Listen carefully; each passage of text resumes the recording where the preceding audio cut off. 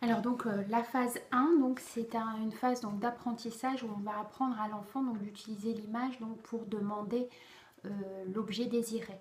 Donc une fois en fait qu'il a bien maîtrisé et qu'il n'a plus besoin d'aide, donc on va diminuer l'aide au fur et à mesure.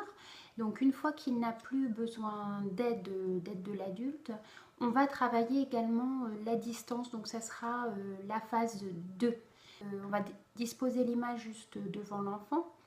Mais par contre, l'interlocuteur, donc qui a l'objet qui intéresse l'enfant, va s'éloigner au fur et à mesure de l'apprentissage pour que l'enfant en fait soit capable de se diriger vers la personne qui a l'objet désiré pour aller lui demander donc avec son image.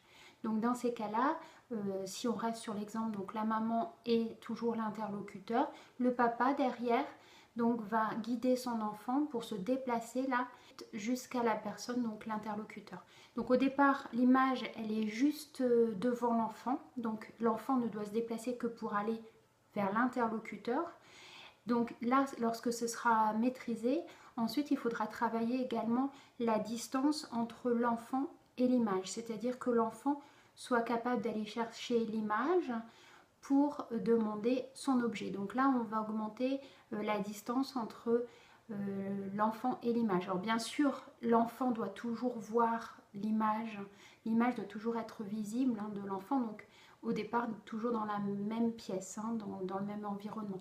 Par la suite, on va bien sûr travailler la distance pour que l'enfant soit capable d'aller chercher son classeur de communication dans une autre pièce.